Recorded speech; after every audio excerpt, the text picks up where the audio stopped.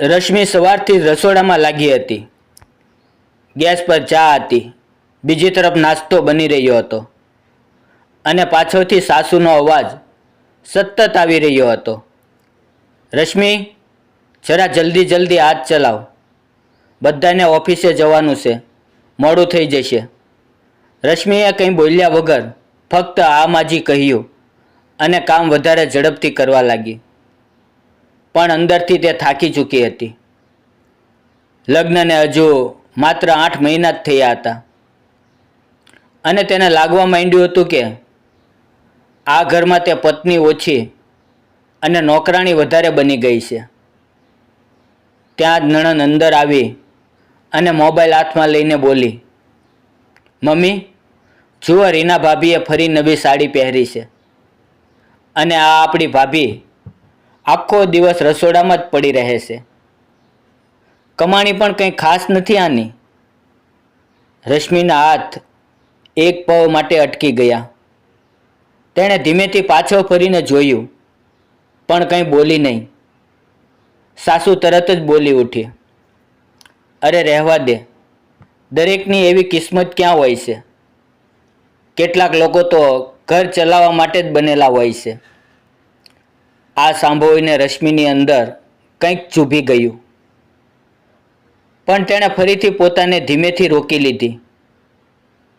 તે જાણતી હતી કે જો હમણાં કંઈ બોલશે તો વાત વધી જશે. થોડી વાર પછી પતિ રાહુલ પણ ટેબલ પર આવીને બેસી ગયો. રશ્મિએ ચૂપચાપ નાસ્તો પીરસ્યો, પણ જેવી તે ફરી કે તરત જ સાસુ ફરીથી બોલી ઉઠી, રાહુલ, જરા તારી પત્નીને સમજાવ, ઘરમાં ખર્ચા વધી રહ્યા છે અને આના પગારથી તો કંઈ થતું જ નથી. રાહુલે એક નજર રશ્મિ પર નાખી અને પછી ફોન જોવા લાગ્યો. હા મમ્મી, જોઈ લઈશ બસ. આટલું સાંભળતા રશ્મિના અંદરનો શબ્દ તો બાંધ ધીમે ધીમે તૂટવા લાગ્યો. તેને સૌથી વધારે દુઃખ એ વાતનું હતું કે રાહુલે એક વાર પણ તેનો સાથ આપ્યો નહીં. રશ્મિ ચૂપચાપ પોતાના રૂમમાં ચાલી ગઈ, બારણું બંધ કર્યું અને પથારી પર બેસી ગઈ. આંખોમાં આંસુ આપમેળે વહેવા લાગ્યા. તે વારંવાર એ જ વિચારતી રહી હતી કે શું સાચે જ આ ઘરમાં મારી કોઈ કિંમત નથી? શું માત્ર પૈસાથી જ માણસની ઇજ્જત થાય છે? તેણે મોબાઈલ ઉપાડ્યો, પોતાના ઓફિસનું મેલ ખોલ્યું અને કેટલીક વાર સ્ક્રીન તરફ જોઈ રહી. પછી અચાનક તેના ચહેરાનો એક્સપ્રેશન બદલાઈ ગયો, જાણે તેણે અંદરથી જ કોઈ ખૂબ મોટો નિર્ણય લઈ લીધો હોય. બહારથી સાસુનો અવાજ ફરી આવ્યો, રશ્મિ, કેટલી વાર લાગશે? કામ પડ્યું છે અહીંયા. રશ્મિએ આંસુ લૂછ્યા, શીશામાં પોતાને જોઈ અને ધીમેથી બોલી, બસ મમ્મીજી, આજ પછી તમને ફરિયાદ કરવાનો કોઈ મોકો નહીં મળે.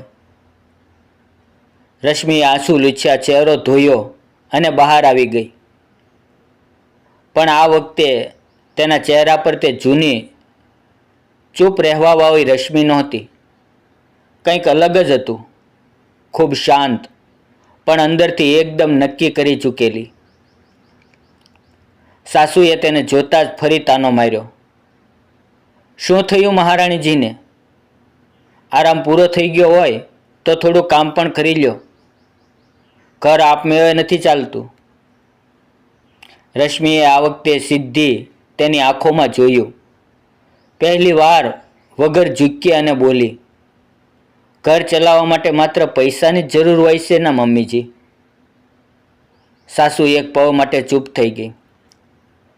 પછી હસતા હસતા બોલી, અરે હા, આજકાલ તો વગર પૈસાને કોઈ ઇજ્જત નથી આપતું.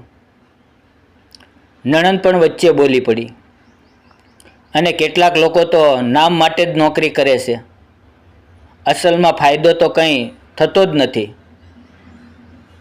રશ્મિએ હળવું સ્મિત આપ્યું, પણ તે સ્મિત તેનો જવાબ હતો. કમજોરી નહોતી. ત્યાં જ રાહુલ પણ બહાર આવ્યો અને બોલ્યો, હવે આ રોજ રોજના ડ્રામા બંધ કરો. રશ્મિ, જો કમાતી હોય તો સારી રીતે કમા, નહીં તો ઘર સંભાળ.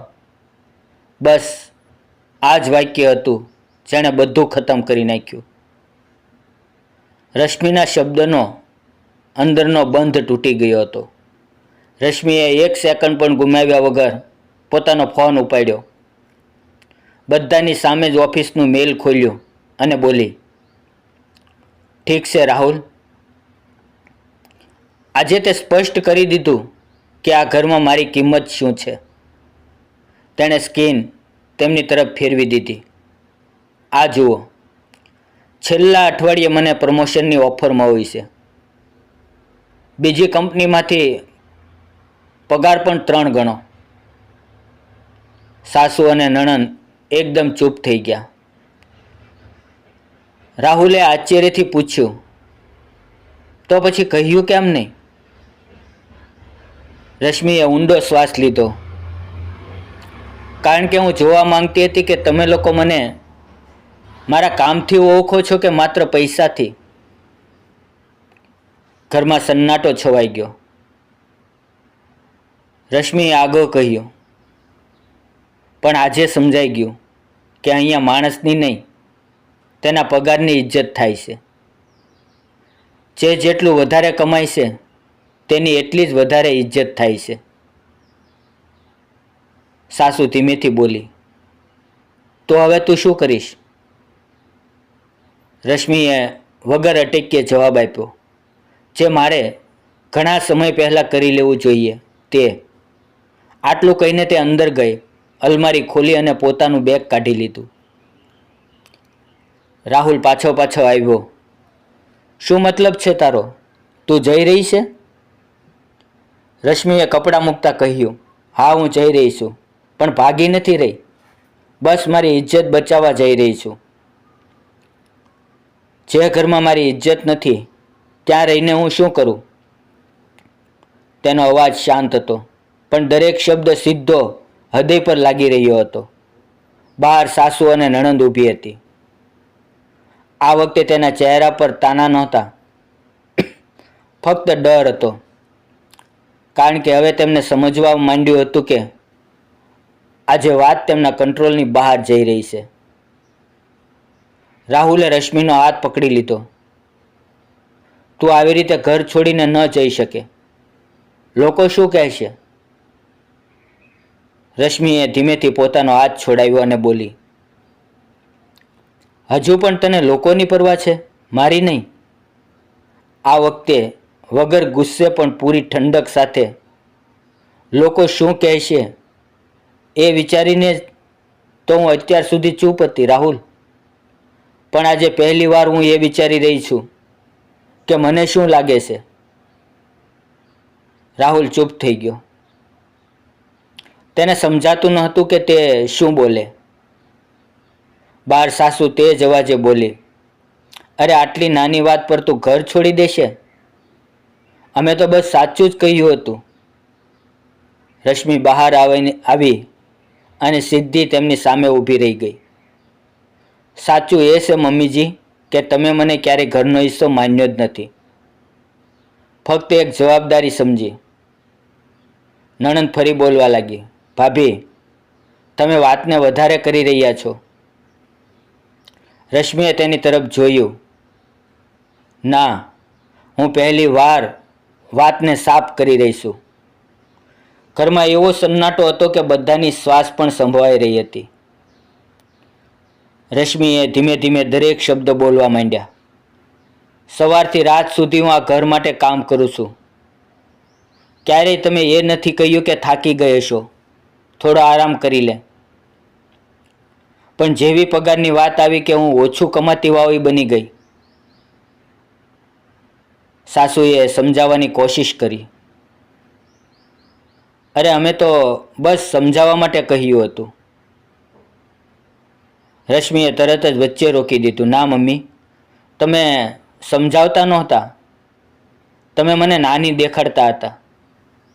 રાહુલે થોડા નરમ થઈને કહ્યું, ઠીક છે, ભૂલ થઈ ગઈ, પણ જવાની શું જરૂર છે?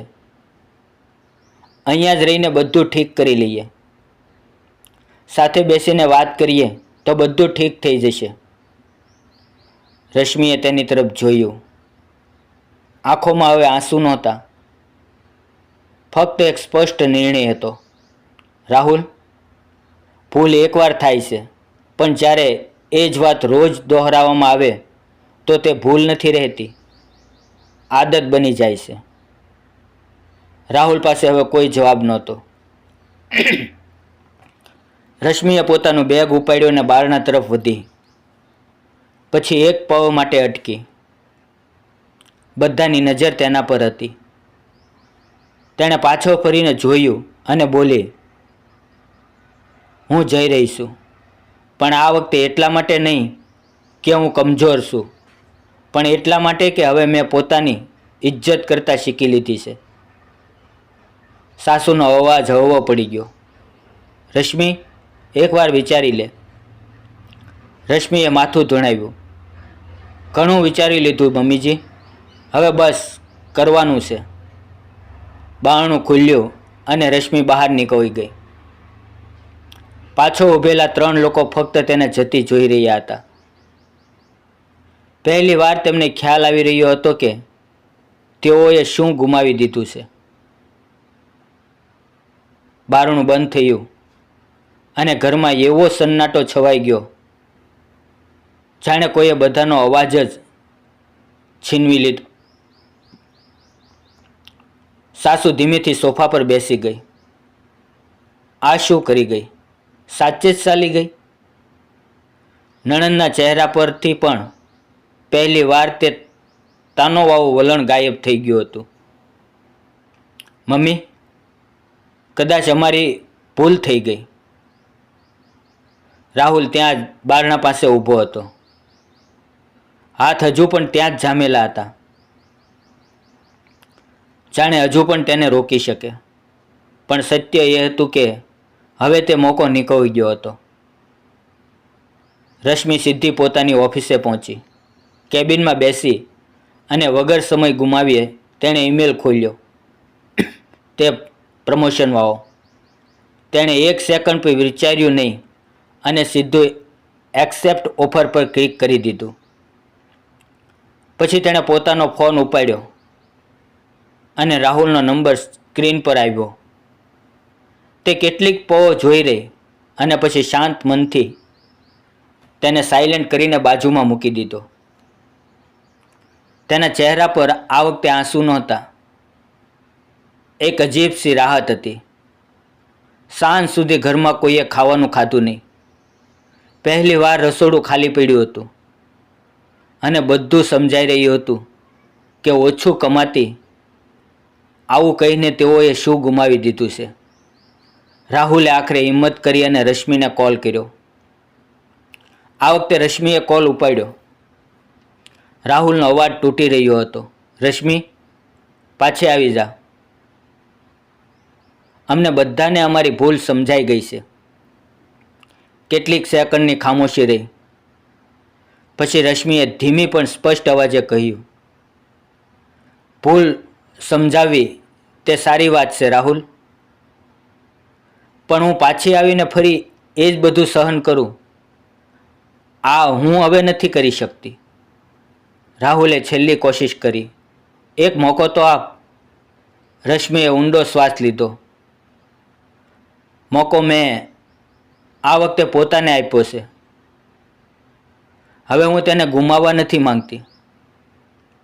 આટલું કહીને તેણે કોલ કાપી નાખ્યો. ઘરમાં બધા ચૂપ હતા અને અહીં રશ્મિ પહેલી વાર પોતાના નિર્ણય સાથે ઊભી હતી. તેણે શીશામાં પોતાને જોયું અને ધીમેથી બોલી, ઇજ્જત માંગી નથી જતી, કમાણી પણ નથી જતી. આ બંને પોતાના નિર્ણયોથી બને છે. અને તે જ વખતે તેણે નક્કી કરી લીધું કે હવે તે કોઈના તાના પર નહીં, પોતાના દમ પર જીવશે. મિત્રો, જો વાર્તા દિલને અડી ગઈ હોય તો લાઇક, શેર અને સબસ્ક્રાઈબ જરૂર કરજો. ફરી મળશું આવતીકાલે એક નવી વાર્તામાં. ત્યાં સુધી આવજો. અને વિડીયો સારો લાગ્યો હોય તો ચેનલને સબસ્ક્રાઈબ કરો અને એક નાની એવી કોમેન્ટ જરૂર કરો. ધન્યવાદ મિત્રો.